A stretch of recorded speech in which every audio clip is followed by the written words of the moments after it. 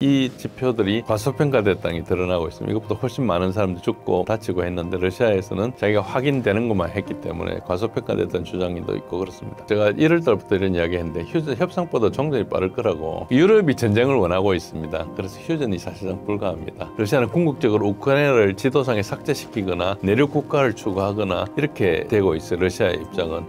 하면 푸틴이 실각할 가능성도 있습니다.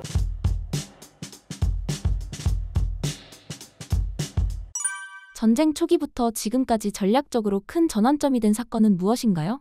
전쟁은 그냥 꾸준히 일어났기 때문에 전반적으로 손실을 기준으로 보시면 좀 이해가 될 겁니다. 이게 이제 우크라이나군 인원 손실인데 이 부분에 대해서 여러분들이 옛날부터 이게 러시아 국방부가 발표하는 게 좀 편향되지 않았나 이런 이야기를 했는데 지금 최근에 드러난 거 보면 이 지표들이 과소평가됐다는 게 드러나고 있습니다. 이것보다 훨씬 많은 사람들이 죽고 뭐 다치고 했는데 러시아에서는 자기가 확인되는 것만 했기 때문에 과소평가됐다는 주장이 더 있고 그렇습니다. 우선 크게 4단계로 나눌 수 있는데 초기 전투 단계입니다. 초기에는 러시아가 우크라이나로 들어갈 때 처음에는 협상할 생각으로 들어갔어요. 겁을 주면은 이제 협상을 할 거다 해가지고 협상이 실제로 됐습니다. 그래가지고 초기에는 이제 러시아도 들어가고 하니까 그리고 우크라이나도 초기에 기습도 당하고 하니까 좀 피해가 좀 있었다가 곧 안정됐어요. 한 달쯤 되어서 안정돼가지고 이제 손실이 좀 줄어들었다가 이제 저게 언제까지 올라가는 거니까 이제 회담이 끝나고 나서 이거 할 수 없이 전쟁으로 가야 된다. 그 시점부터 이제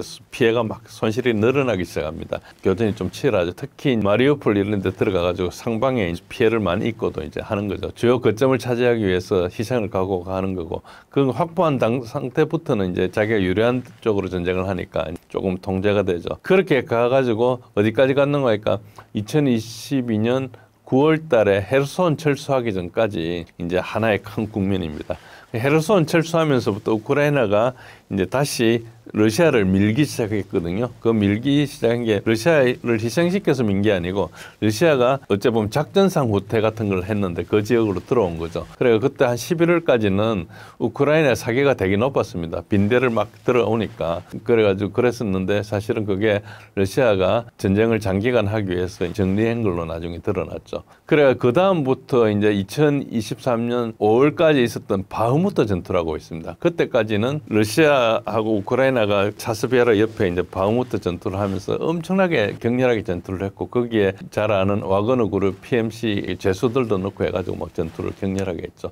그게 이제 가장 격렬한 전투였습니다. 이때까지는. 그랬다가 그 다음에 이제 사실은 2022년 9월 11월 이럴 때 하르키프하고 헤르손에서 이제 우크라이나가 쭉 밀고 러시아군을 밀고 오는 걸로 이렇게 전황이 보도가 되니까 서방에서 자신을 얻어가지고 2023년 여름에 사실 처음에는 봄이었죠. 봄에 모아가지고 공격을 해서 러시아군을 완전히 보내자. 특히 중간에 도네스크를 잘라가지고 크림하고 이쪽하고 분리시켜버리면은 보급로가 차단될 거라 해가지고 봄 공세를 준비했는데 사실 준비가 늦어가 여름 공세가 됐어요.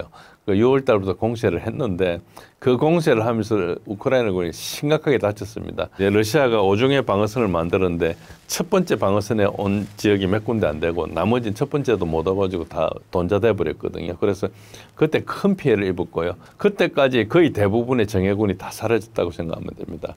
큰 피해를 입었고 그렇게 이제 가다가 계속 전쟁을 하다가 이제 작년 8월 달에 저 그래프를 보시면 작년 한 5월 달부터 굉장히 손실률, 우크라이나 국군 손실률이 굉장히 높아집니다. 굉장히 높아지는 상황에서 또 뭘 했는가에 꺼내가지고 쿠르스크를 침공할 거라고 이제 또 준비를 했어요. 정예군들, 돈바스 지역에 예비로 있던 정예군들을, 예비 부대들, 기동 부대들이 많거든요. 그래서 이제 그 정예군들을 나토 장비를 집어넣어가지고 쿠르스크를 침공해가지고 거기서 한 7만 5천 명 정도가 죽었어요. 그러니까 굉장히 큰 손실을 입었죠. 그때부터는 우크라이나가 탈영도 급증하고 해가지고 거의 군대가 없는 상태고 최근에는 전선 이동이 많이 일어나면 살상이 많이 나게 돼 있는데 살상이 한 1,400, 1,500 그 사이에 멈추고 있습니다. 그 말은 뭔가 하니까 우크라이나에 있는 그 방어 부대들의 편성률이 굉장히 떨어진 거죠. 많이 희생되고 그게 없어서 좀 많이 줄어들었다. 그래서 희생이 좀 어째 보면 전선 움직이는 거에 희생이 비례해야 되는데 전선은 빨리 움직이는데 희생이 줄어드는 기현상이 지금 나타나고 있어서 제 생각에는 저게 이제 우크라이나가 얼마 남지 않았다 생각하고 있고요. 그리고 연도별로 이렇게 보시면은 연도별 이게 연평균입니다. 제가 잘못 썼는데 2024년이 제일 많죠. 2024년이 이제 연평균이 많고 지금은 이제 좀 그렇고 가장 피해가 많았던 게 2024년 6월에서 10월 사이가 피크를 쳤습니다. 그래서 저선으로는 그때는 하루에 많을 때는 2천 몇백 명씩 또 저선은 안 될 걸로 보입니다. 대체로 탈영도 많고 해가지고 굉장히 우크라이나가 지금 병력에 어려움을 겪고 있고 여러분 아시다시피 3월 말입니까? 2월 말입니까? 백악관에서 젤렌스키하고 트럼프 대통령하고 만나서 이야기를 할 때 벤스 부통령이 병력 어렵지 않나 그런 공개적으로 했거든요. 그래서 그때부터 이미 그거는 다 공론화된 사실입니다. 러우 전쟁이 한창인 가운데 휴전 협상은 어떻게 진행되고 있나요? 예, 휴전은 사실은 제가 1월 달부터 이런 이야기 했는데 휴전 협상보다 종전이 빠를 거라고 그런 말을 했거든요. 저게 뭐 약간 모순 있는 말입니다. 그걸 제가 과장해서 지금 말씀을 여러 차례 드렸는데요. 저게 이제 양측의 요구사항이 너무 괴리가 돼 있고요. 그래서 지금 휴전한다고 모였지만은 한 발짝도 물러나지 않고 있습니다. 그 젤렌스키는 휴전 의지 자체가 없어요. 그래서 휴전하면 즉시 정권 교체가 되거든요. 휴전을 하게 되면은 이제 전시 상태가 되지 않지 않습니까? 그러면 계엄령을 해제해야 되겠죠. 그러면 선거를 해야 되겠죠. 그동안 미뤘던 거. 그리고 국민들이 이제 많이 희생됐기 때문에 국민들의 보복이 예상되고요. 그래서 휴전을 지금 할 계획을 못 세우고 있는 것 같고 러시아는 아까 말씀드린 대로 우크라이나는 정상이라고 생각하기 때문에 근본 문제인 병을 해결하자 이렇게 하는 거죠. 그런데 거기에 러시아를 제외하고 아무도 관심이 없습니다. 그 해결을 하자고 이야기해도 들어주지도 않고 그리고 미국은 트럼프 대통령이 사실은 당사자잖아요. 근데 대리전을 하고 있고 어찌 보면 공동교전국이거든요. 무기하고 정부하고 모든 걸 다 대주면서 외교적으로 지원해주고 하면서도 지금 와가지고 대통령이 바뀌었다는 이유로 자기가 중재자로 지금 변신을 시도하고 있거든요. 약간 이게 이제 위선적이긴 하죠. 그렇지만 뭐 러시아도 그렇고 전쟁하다가 오래 고생을 했으니까 뭐라도 하면 좋겠다 해가지고 외교 라인을 열어놓은 상태인데 근데 러시아는 이 휴전 협정을 한다 해도 문서에 서명해도 그 종이 한 장값 밖에 가치가 없다고 생각하고 있는 거예요. 그러니까 서방한테 원체 많이 속아가지고 그래서 전쟁이 유일한 방법이라 생각하고 있습니다. 전쟁을 하겠다는 게 아니고 전쟁보다 더 나은 방법이 있으면 그때 휴전을 하겠다 이런 뜻이에요. 협상을 하겠다는 것이고 첫 번째 민스크 1 협정은 2014년 9월 달에 맺어졌고 민스크 2 협정은 2015년 2월 달에 맺어졌는데 8년이 지나면서도 저걸 지킬 생각을 안 했고 나중에 메르켈이 그 협상의 보증자였는데 협상 지키려고 한 게 아니고 우크라이나 군이 너무 약해서 키우려고 그랬다고 그런 이야기를 해버렸잖아요. 그러니까 이제 그다음부터는 서방이 보증을 써줘도 믿지도 못하고 2022년 4월 달까지 협상을 하면서 이스탄불 커뮤니케를 해가지고 양측의 안을 이렇게 수렴은 안 했지만 거의 상당히 근접한 이야기를 했어요. 예를 들어서 우크라이나 군은 러시아에서는 8만 6천 명을 요구했고 우크라이나에서 20만 명을 요구했고 이런 사이에 열심히 하다 보면 그게 뭐 10몇만 명으로 가겠죠. 어떤 그런 상태에 있었는데 보리스 존슨이 와가지고 협상하지 마라 해가지고 전쟁을 했잖아요. 그러니까 결과적으로 러시아 입장에서는 처음 들어가 협상을 하고 끝낼라 했는데 지금은 이제 전쟁이 3년 이상 벌어졌으니까 현재는 협상을 해봐야 아무 소용이 없으니까 영토를 찾아가지고 러시아 국민들이 러시아계 사람들이 사는 그 주는 자기네들 다스리겠다는 그런 생각을 하고 있죠. 그 이유는 우크라이나를 믿을 수 없기 때문에 그런 거예요. 만약에 협상을 맺어서 그게 잘 지키지는 어떤 신뢰가 형성돼 있으면은 전쟁을 하지 않을 거예요. 그래서 저 부분은 이제 러시아 생각이 맞는 거죠. 러시아 생각이 틀렸다 할 방법이 없죠. 벌써 3번이나 속았으니까 그런 부분이 있고 그리고 이제 이번에 그 지난주에 했던 한 일주일 전에 했던 전략 폭격기 공격이 하나의 분수령이 됐습니다. 그래가지고 지금 미르 간의 핵협정 유일하게 남은 게 뉴스타트거든요. 뉴스타트가 2026년 2월인가에 끝나게 돼 있어요. 그런데 지금 현재로는 2023년도에 러시아가 일단 중단을 낸 상태에서 빠진 건 아니고 잠시 홀드를 해놓은 상태예요. 계속 제재를 하고 하니까 자기네들도 뭔가를 하기 위해서 이제 해놓은 상태인데 사실은 그렇게 했지만 서로 다 지키고 있었죠. 말로만 이제 중단을 해놓은 상태고 했는데 러시아가 국가 생존이 걸린 삼축 체계를 이제 건드리다 보니까 러시아의 생존이 걸린 걸 건드리다 보니까 이제 이거를 우크라이나가 이렇게 할 능력도 없는데 그래서 많은 사람들이 MI6, CIA, 모사드가 진범이라 생각하고 있습니다. 푸틴은 트럼프가 했다고 생각하고 있어요. 그러니까 이게 휴전협정이라는 게 협상이라는 게 모양만 하고 있지 실제로는 진행이 안 되고 있다 이렇게 보시면 됩니다. 교수님이 생각하셨을 때 현실적인 휴전 협상 방안은 무엇인가요? 현실적인 것은 제가 제안할 정도로 방안이 있으면 러시아나 우크라이나 했겠죠. 유럽이 전쟁을 원하고 있습니다. 그래서 휴전이 사실상 불가합니다. 그래도 만약에 가능하다면 러시아의 조건을 수용하는 수밖에 없습니다. 그래서 일부 수용을 하고 일부는 러시아한테 양보를 내고 영토가 중요하면 영토를 좀 주고 다른 조건을 한다든지 이렇게 할 수가 있죠. 그런데 전혀 지금 그게 안 되고 있다. 좀 이따가 다른 유럽의 입장을 말씀드릴 건데 굉장히 서로 간에 간극이 있고요. 그리고 지금 전선이 움직이는 것을 앞에 말씀드렸는데 3년 동안 움직이는 건 달리 지금 굉장히 빨리 움직이고 있습니다. 그래서 협상 테이블에서 한번 제안한 걸 놓치고 나면 그 다음에 안이 바뀝니다. 그런 정도로 급히 움직이기 때문에 만약에 의지가 있었다면 6월 2일 날 즉각 수용하고 거기서 협상을 했었어야 되죠. 근데 이미 러시아가 드네프로로 진출했다는 것은 기존에 6군데 진출해 있다가 7번째로 왔다는 것은 그 다음에는 숨이나 하르키프나 드네프를 요구할 수가 있거든요. 그리고 좀 더 가서 오데사나 미콜라이프를 요구할 수 있어요. 그러니까 지금 러시아 내 분위기는 러시아는 궁극적으로 우크라이나를 지도상에 삭제시키거나 내륙 국가를 추구하거나 이렇게 되고 있어요. 러시아의 입장은. 현재 휴전하면 푸틴이 실각할 가능성도 있습니다. 그래서 그건 뭐 간단하거든요. 아무리 지도를 높아도 사람들 공부를 하면은 러시아가 1917년도 그 혁명도 한 네, 아닙니까? 공산혁명도 하고 했던 데니까 뭐 러시아도 그런 거는 하나 하는 나라죠. 그래서 국민들이 이런 것에 대해서 가만히 있지 않을 가능성이 있고 물론 그럴 가능성이 지금 높다는 건 아니고 현실적으로는 그 압력이 푸틴한테 굉장히 미치고 있고 지금 전쟁 피로 3년간 했기 때문에 전쟁 피로감을 국민들이 느낄 거 아닙니까?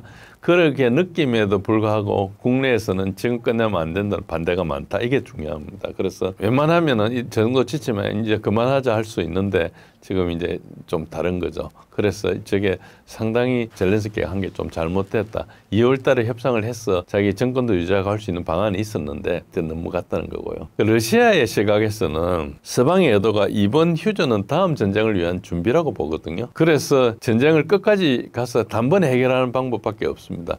서방이 만약에 진정으로 휴전을 원하는 것 같으면 저렇게 나오지 않거든요. 그러니까 이게 현실적으로 휴전 방안을 좀 말씀드리는 건데 양측이 저런 생각을 가지고 있는데 그 생각들이 또 다 맞아요. 그러다 보니까 접점이 없는 거죠. 휴전 방안을 들고 놓은 특히 30일 휴전 방향을 들고 놓은 그 서방이나 특히 트럼프가 그걸 들고 놓은 것은 참 바보 같은 생각이라고 생각합니다. 일단 먼저 뭘 원하는지를 들어보고 거기에서 접점을 찾아야 되는데 이제 말도 안 되는 걸 던져놓고 나니까 이제 협상이 안 되는 거죠. 그렇게 할 바에는 설득력이 전혀 없지 않습니까? 그런 상황이고. 그래서 저보고 억지로 방안을 하나 만들어내라 하면은 러시아가 계속 전쟁을 끌어가지고 유럽의 군비를 굉장히 흡수해가지고 유럽을 군사적이나 경제적으로 붕괴시켜버리면 이제 유럽이 손을 들겠죠. 그럼 유럽하고 전쟁하지 않고 우크라이나에서 끝나는 그런 방안이 있을 수 있습니다. 지금 우크라이나가 아무것도 없는데 지금 버티고 있는 것은 유럽 때문에 버티고 있거든요. 그래서 현실적으로 유럽한테 굉장히 큰 데미지가 온다는 위협을 느껴야지 협상이 되지 않을까 생각합니다. 이걸 좀 아시려면은 실존적인 위협을 느껴야 되는데 러시아에서는 지금 국가 존립을 위협하는 실존적 전쟁이에요. 이게 우크라이나를 가지고 또 조지아를 가지고 계속 전쟁을 일으켜서 서방에서는 러시아를 무너뜨렸어. 그 다음에 그걸 러시아를 나눈다 이런 생각이기 때문에 궁극적으로는 러시아의 붕괴와 정권 교체가 목표이고 그건 여러 번 말씀드린 대로 미국의 랜드 보고서에 2019년도 보고서에도 명시되어 있고요. 그렇게 전쟁을 해왔습니다. 그런데 서방에게는 이 전쟁이 직접적 존립의 문제가 아니고 헤게모니가 이제 실존적 위협이거든요. 이 전쟁이 지고 나면 헤게모니를 상실한다는 거예요. 그러니까 러시아는 자기 국가가 생존하느냐의 문제고 서방에서는 헤게모니를 잃어버리는 게 문제죠. 그러니까 약간 보면 서방 엘리트가 자만심이나 지금 현실을 좀 부인하고 전쟁 시작할 때도 러시아의 군사적 능력을 좀 과소평가하고 또 우크라이나를 통해서 러시아를 막 압박을 시도했는데 이건 사실 근본적으로 좀 오판을 했다. 그래서 군사력에 대해서 너무 몰랐고 경제력에 대해서도 너무 조금 오판을 했다 이렇게 보는 거고요. 그럼에도 불구하고 지금 현실을 자꾸 부인하고 있고 계속 지금 군비를 늘리겠다는 식으로 하고 있거든요. 그래서 자기 파괴적인 정책으로 가고 있는데 사실 전쟁하면서 유럽이 굉장히 약해졌어요. 그런 상황이기 때문에 전쟁이 이제 장기화가 되면 어떤 위험이 있는가 하니까 서방이 이 갈등에 더 깊이 관여할수록 몰락하게 돼 있습니다. 나토도 보십시오. 3년 전하고 지금하고 나토 위상이 다르잖아요. 벌써 나토를 미국에서 빠지느냐 마느냐 이런 이야기도 하고 미국에서 와가지고 나토 보고 방위비 더 쓰라 나는 빠지겠다 이런 이야기를 계속하고 있죠. EU 자체도 EU하고 나토는 본래 분리된 건데 지금 이데올로기를 하기 때문에 EU하고 나토가 한 통속이 거의 되다시피 하고 있어요. 그래서 거기에서 상당히 불만을 느끼는 옛날 동구권 국가들 좀 있습니다. 그래서 뭐 정권은 좀 달라졌지만 어쨌든 루마니아나 헝가리나 이런 데서는 이제 상당히 그거 하고 있죠. 그리고 폴란드도 이번에 정권이 바뀌었는데 전 정권에 굉장히 친유럽이었는데 지금은 약간 스탠스를 달리하고 있습니다. 그래서 러시아나 그 우크라이나 경계를 하고 있는 국가들은 약간씩 이제 기운이 좀 달라지고 있다 이렇게 보시면 되고요. 그러나 저러나 그 유럽의 모든 정권들이 국민들에게 설득을 실패했어요. 그래서 뭐 선거하면은 뭐 독일 선거도 그렇고 선거하면 지금 우파들이 계속 당선되고 득세를 하고 있거든요. 그러나 이제 정치공학적으로 정권을 못 잡게 막아는 놓고 있지만은 실제로 뭐 프랑스도 그렇고 많이 그런 거 아실 겁니다. 루마니아도 그렇고 이제 조지아도 그렇고 헝가리는 이미 그렇고 그 다음에 로베르트 피츠와 있던 슬로바키아도 그렇고 뭐 그런 데가 여러 가지가 있죠. 그런 데들도 그렇고 사실은 독일도 그렇고 영국도 그렇고 국민들은 사실 저렇게 전쟁을 하는 걸 원하지 않아요. 그러니까 이제 정치 지도자들이 국민들 속이기 위해서 들여본 속임수나 거짓 깃발 우리가 폴스 플래그라 그럽니다. 내가 해놓고 남이 했다고 우기는 거죠. 우리가 뭐 통키만 사건이나 뭐 여러 가지 옛날에 보면 중요한 사건들이 우리가 아는 뭐 구교 사건이라든지 이런 소위 말해 전쟁을 만들기 위해서 상대가 했다 이런 식으로 하죠. 2차 대전 때도 그런 게 많이 있었습니다. 그런 것들을 쓸 것이라고 예상을 하고 있습니다. 많은 분석가들이 지금 서방의 대부분 국가들이 현재 국가가 붕괴 상태에 돼 있거든요. 그래서 이제 유로 같은 경우는 지금 25년 됐나 유로가 이제 통합됐는데 뭐 여튼 그때부터도 사실 헬무트 콜이 저게 거의 독재적으로 했죠. 국민들한테 선거를 했으면 7대3으로 진다는 걸 알고 자기가 그냥 선거 안 하고 유럽에 들어갔거든요. 근데 유럽 아시다시피 여러분 잘 아시겠지만 부채 통합을 하지 않은 상태에서 이제 화폐만 통합했기 때문에 화폐가 중요한 게 아니고 결국은 유로 본드를 사야 되잖아요. 유럽이. 근데 그렇게 할 수가 없으니까 각국의 채권을 사는 거거든요. 국가마다 다 다르니까 별 힘이 없죠. 옛날 차라리 마르크화 시대가 더 나았을 수 있죠. 그러다 보니까 뭐 예를 들어서 뭐 그 투자를 하면서 미국 국채를 10억 불이 사라 그러면 금방 살 수 있는데 유로에는 어느 나라 걸 사야 돼 27개 나라를 골라야 되잖아요. 그러다 보니까 마켓이 발달 안 하니까 세계 유로 결국 망할 수밖에 없습니다. 저런 상태로 계속하고 있고 그러니까 그 밑에 경제들이 굉장히 힘이 없는 거죠. 그리고 영국은 경제가 붕괴돼 가지고 지금 재식민화를 시도 중에 있거든요. 그래서 과거 아프리카나 이런 데 있었던 데 하고 영향권을 행사하려고 여러 가지를 하고 있을 정도입니다. 그래서 전쟁 때문에 직접 거래된 건 아니지만은 독일 같은 경우는 이 전쟁하면서 제재를 하면서 상당히 피해를 많이 입었죠. 그런데도 불구하고 완전히 독일 정치권은 미국에 그야말로 치와와처럼 하고 있죠. 자기 나라가 망하고 있는데 미국 가서 아부하고 있는 그런 사람들이 이제 있는 거죠.